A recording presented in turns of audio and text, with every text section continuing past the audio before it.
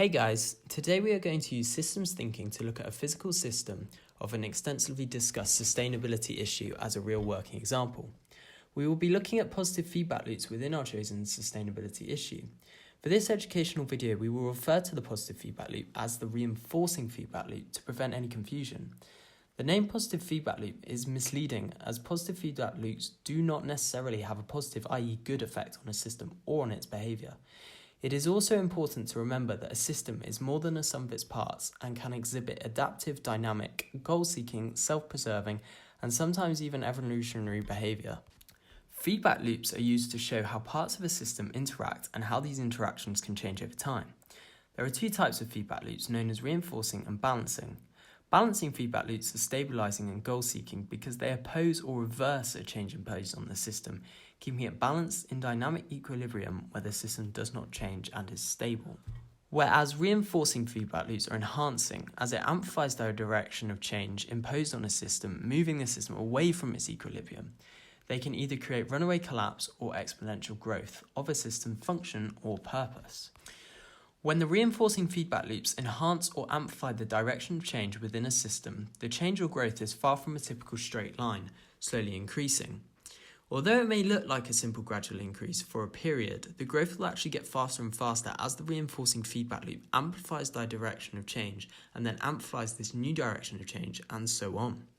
This is due to the self-enhancing trait of the reinforcing feedback loop. It is good to remember that systems with similar feedback structures produce similar dynamic behaviours, i.e., dominating reinforcing feedback loops will create exponential growth or runaway collapse. In a physical system, of which most sustainability issues are exponential growth, cannot last forever. And each exponentially growing system will have at least one balancing feedback loop. The reason for this is that sustainability issue systems are often growing in an environment with limited resources. Once a resource runs out, the exponential growth will stop. The exponential growth driven by the reinforcing feedback loops of a system left unchecked will eventually reach a tipping point. A tipping point is where the change in the system being imposed by the reinforcing feedback loops cannot be stopped. This is where the reinforcing feedback loops reach a runaway condition, otherwise known as runaway destruction. The physical system of an extensively discussed sustainability issue we are going to look at in this video is the climate system with the ice albedo or reflectiveness feedback.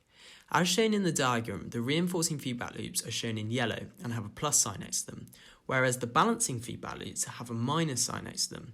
Remember, there must be balancing feedback loops in a physical system because this is working within an environment with finite resources. As the reinforcing feedback loops in the system raise the amount of atmospheric greenhouse gases, this causes a change in the system, starting the exponential growth created by reinforcing feedback loops, as shown in the graph. These reinforcing feedback loops then cause an increase in the Earth's global surface temperature. The correlation of these reinforcing feedbacks can also be seen in the graph. However, it is important to remember that systems are complex and that delays are everywhere, hence why the temperature proxy is lagged behind the CO2 emissions. Once the global surface temperature begins to increase, the global surface ice cover begins to decline.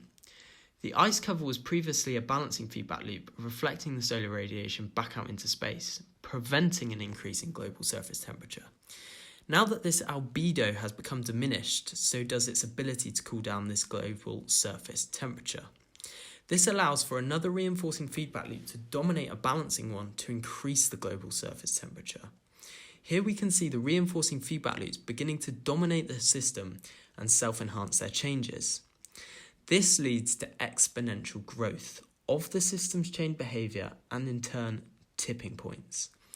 The ice cover will become so small that there will be more dark surfaces allowing for more solar radiation to be absorbed, causing the global surface temperature to exponentially grow without a dominating balancing feedback loop to keep it near system equilibrium. Left unchecked, this will lead to the tipping point, causing ice that has been there for thousands of years to melt and causing runaway collapse, creating a reinforcing feedback loop between other climate systems due to them being dynamic, causing other climate tipping points and preventing the system from ever reaching equilibrium again. A good example of this is Greenland.